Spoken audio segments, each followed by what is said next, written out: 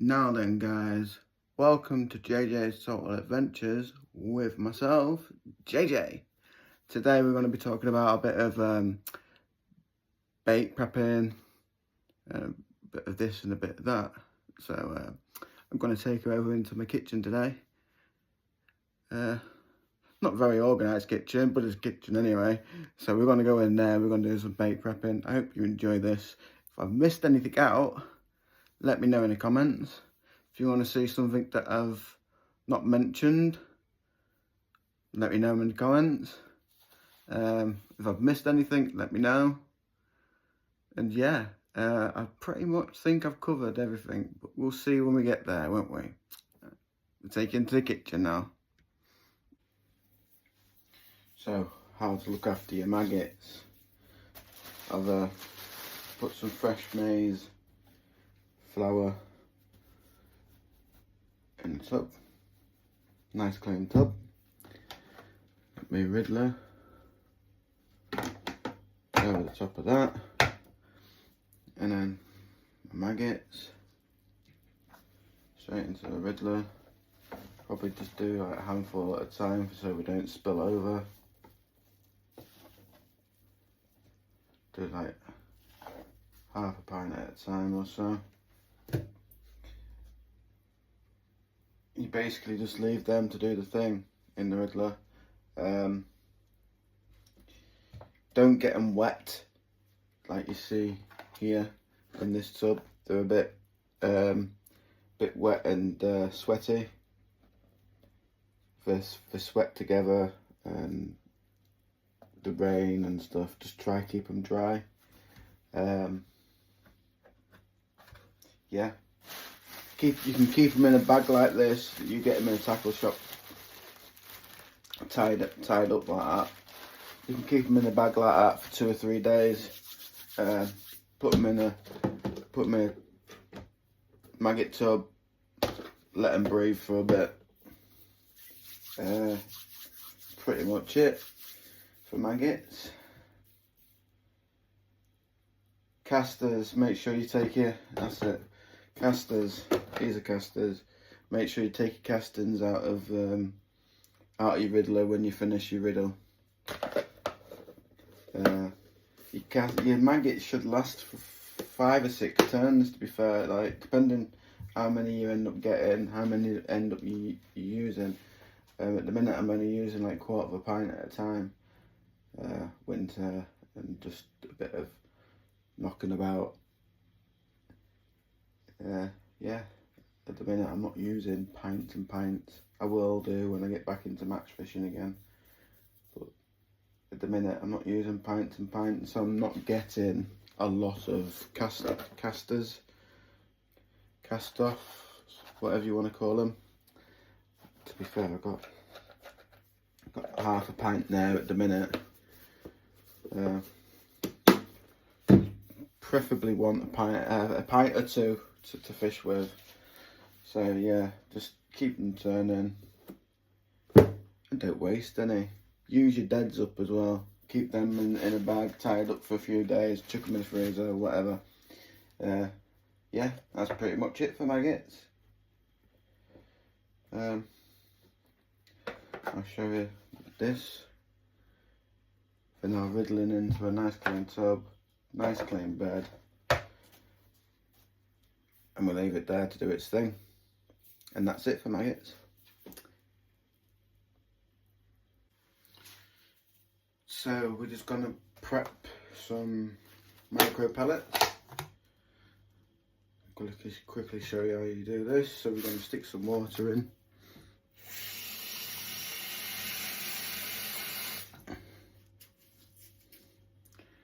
Right, and you'll see I put just enough. No, I haven't. Put a little bit too much in. So I'll take a little bit out.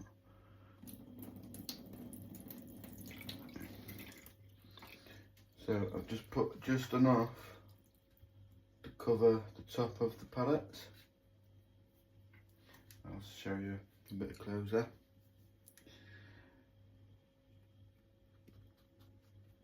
So the pellets have just been like half an inch, a mil, whatever. It's literally just covers over the top of the pellets, and then you leave that on the side for 5 or 10 minutes. Put it in a fridge. They'll be ready for the morning. You know. But I'll show you when they're ready. Right, we're gonna prep some ground bait quickly.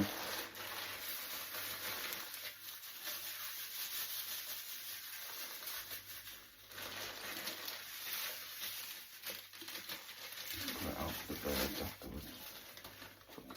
Right. We've got a ground bait in a ground bait bowl.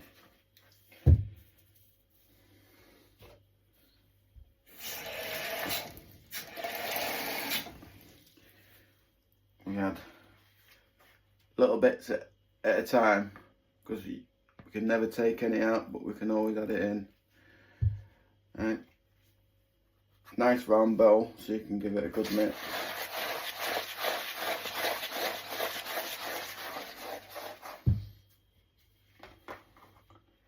You keep adding water bit by bit.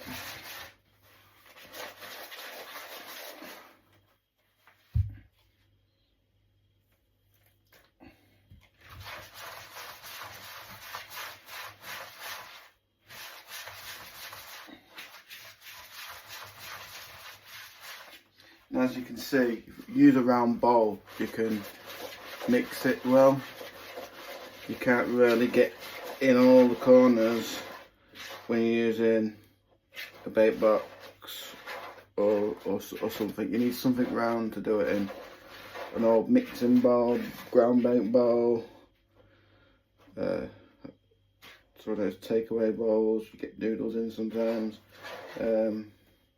Something round so you can get your claws in, your fingers like claws, the claw, and give it some of that baker's mixing motion, some of that, yeah. A little bit more water.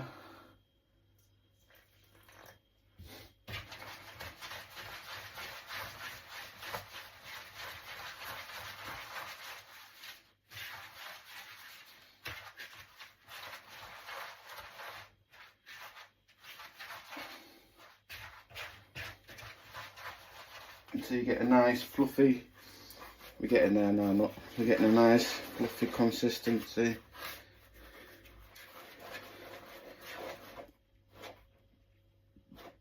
And you want it so when you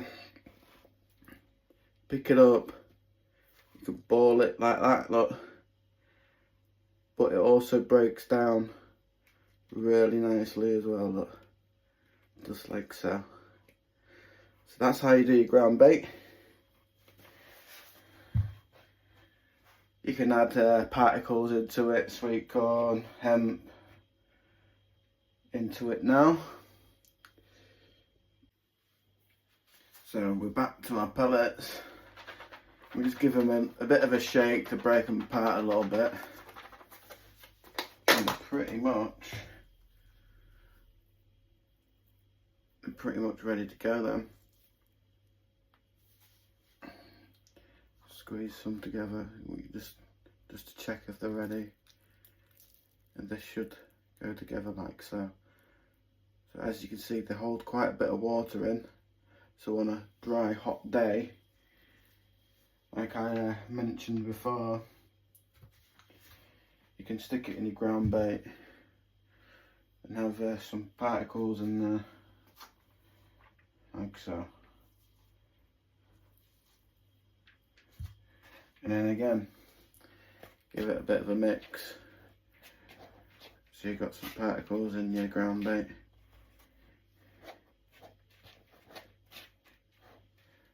Some more micro pellets in there.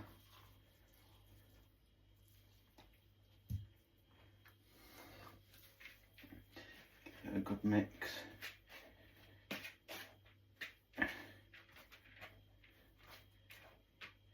And that's basically, you can use, you can handball that in.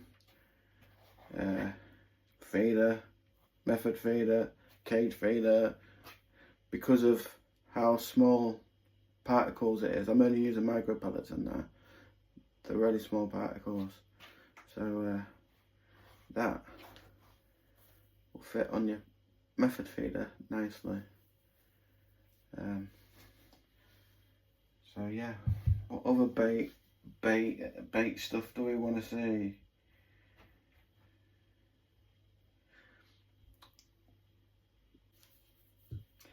So I also use like these tubs. I have like a colander, filter, strainer, whatever you want to call them, built into them.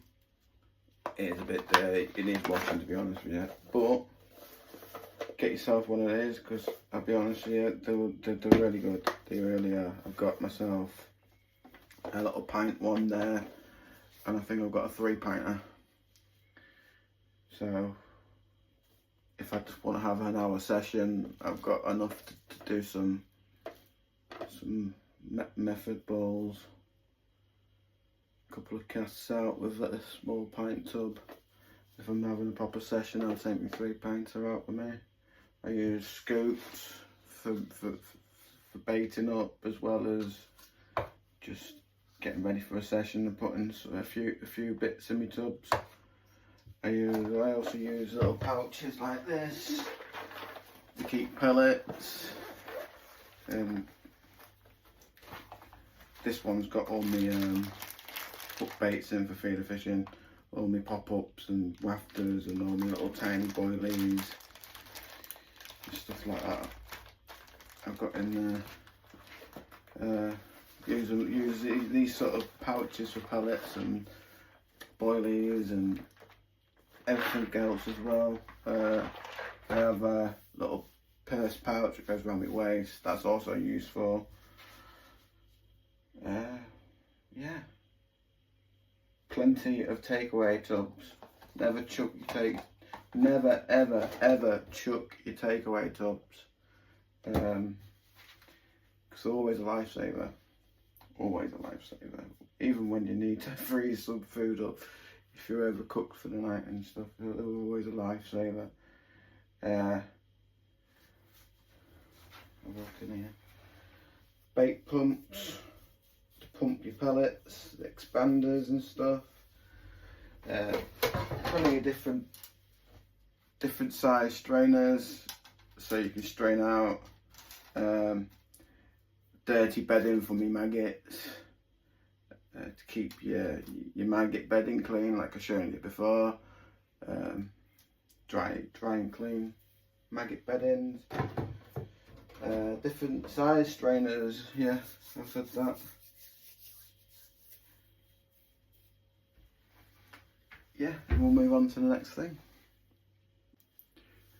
So we're going to quickly mention your bait dyes and flavourings. Again, I prep them the same way as I would with normal pellets. Don't forget, once you've put some bait flavourings and dyes in, you're going to need to use them up pretty much within those 3 days, otherwise they're going to go a bit funky. Get funky. I'll quickly show you how to do this.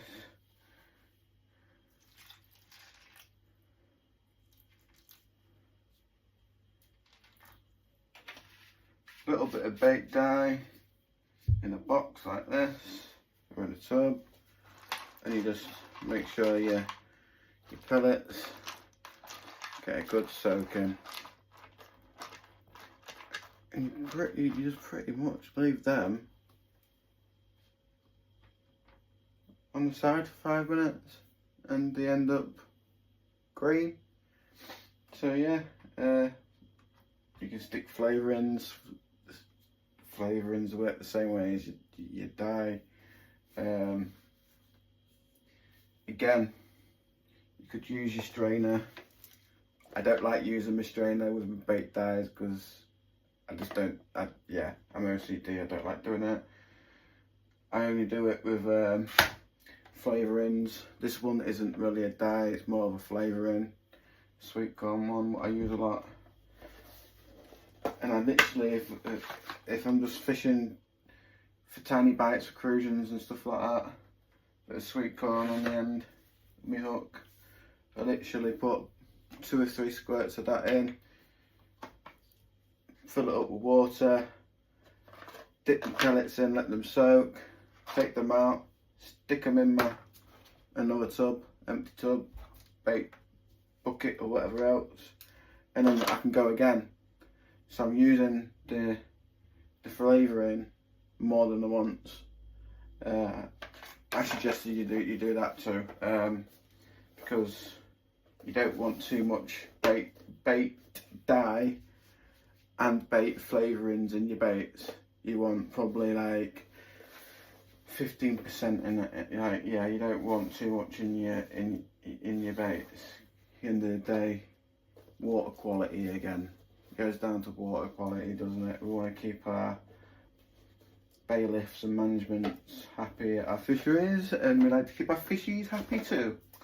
So yeah, if you're gonna, if the rules allow you to do it, because a lot of places are fishery pellets only. If it's fishery pellets only and you're allowed to tamper with them a little bit, you can bend the rules a little bit. Like you can tamper them a little bit and put some flavours and some dyes in it. So that's dyes and flavouring your baits. On to the next one. Right, we'll quickly show you how to use an expander pump, pellet pump. Yeah, so you fill your tub up halfway to the marker. Stick a handful of expanders in there.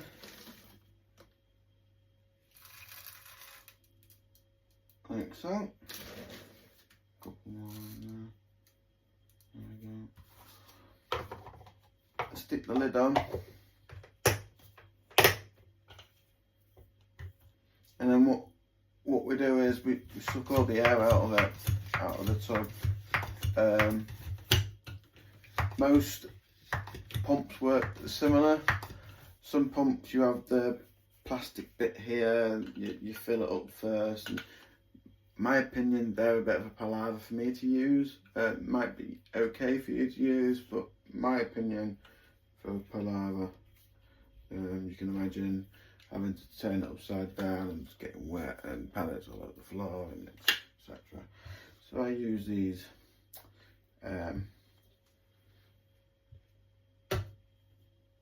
yeah.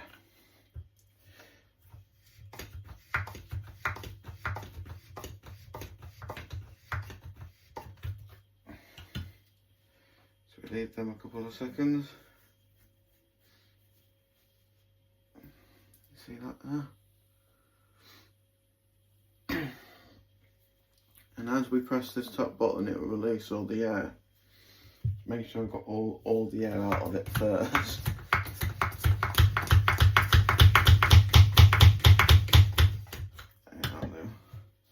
Right.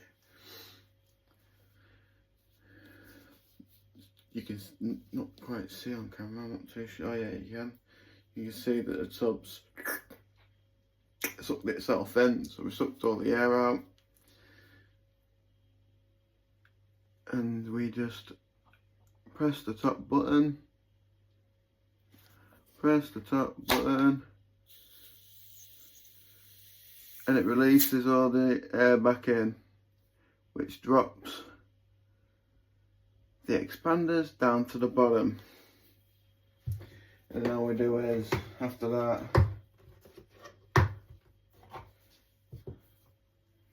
release a little bit of water again, leaving just enough to cover the heads, the tops of the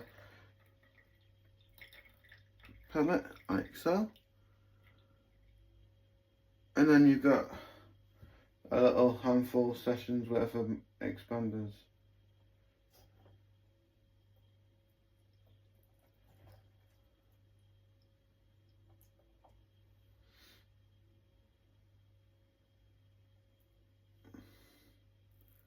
like so. Squashy pellets. Straight to expanders. So yeah, you can do that, or you can have like a lock seal bag, stick a bit of water in it, just enough to cover them, again just to cover the heads, cover the top of the pellets, and then whack them in the fridge overnight before you go for your session. But yeah, they are your expander pellets. So we're going to quickly talk about prepping particle mixes and stuff like that. I've only at the minute got a small tub of hemp and a small bag of tears. I do use pigeon mix, you know, that pigeon feed stuff you get from pet shops and stuff. I use that. I use a lot of maize, dried maize, and I prep it all in a slow cooker, believe it or not. If you've got a partner and they won't let you in the kitchen and allow you to use their slow cooker, you can pick these up from a charity shop, car booty. You can even buy them brand new nowadays for like a tenner. But you will need like 30 to 50 litres.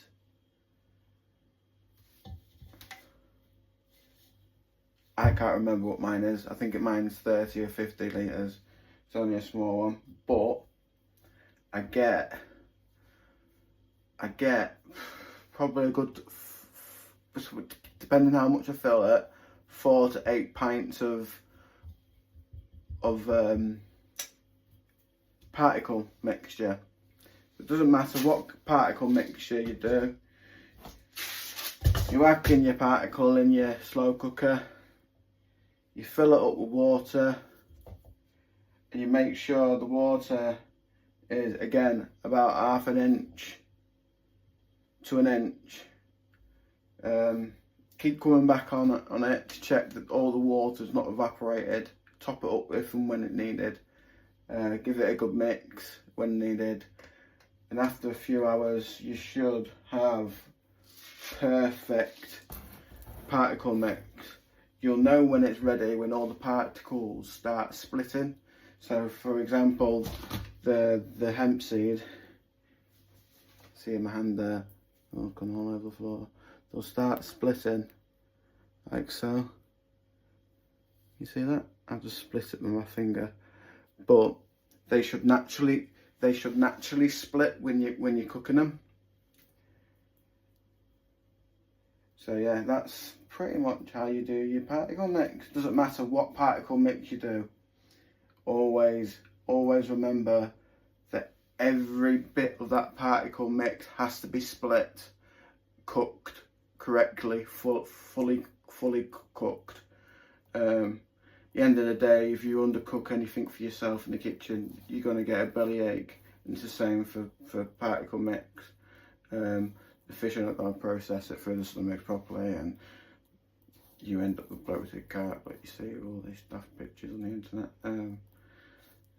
Yeah, so always make sure your particles split.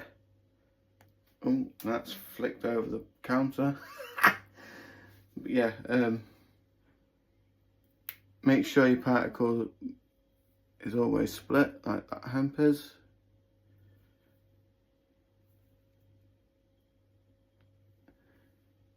You'll see, like, imagine if a seed was to germinate and sprout, you get the root kicking up out the seed, wouldn't you? That's basically what it looks like when your particle's ready. Or if you've got a bit of wheat in there, the wheat will go soft. To be fair, the wheat even split. I've seen wheat split, to be fair. It does split, yeah. Yeah, basically don't mess with anything unless you've cooked it fully yourself. cooked it well.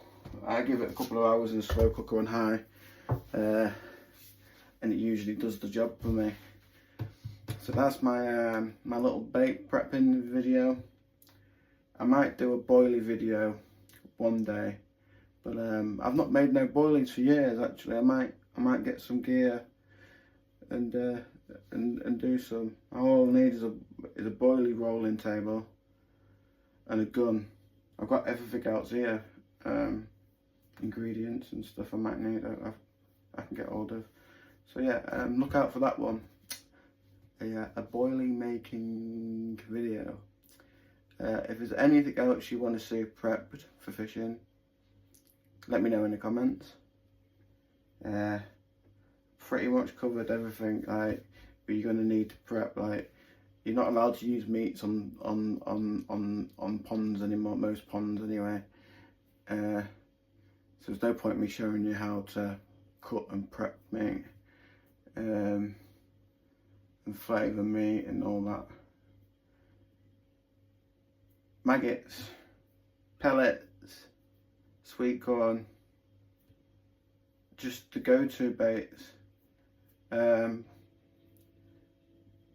Liquid bread, blend up a load of bread for liquid bread, add a bit of water to it, jobs are good.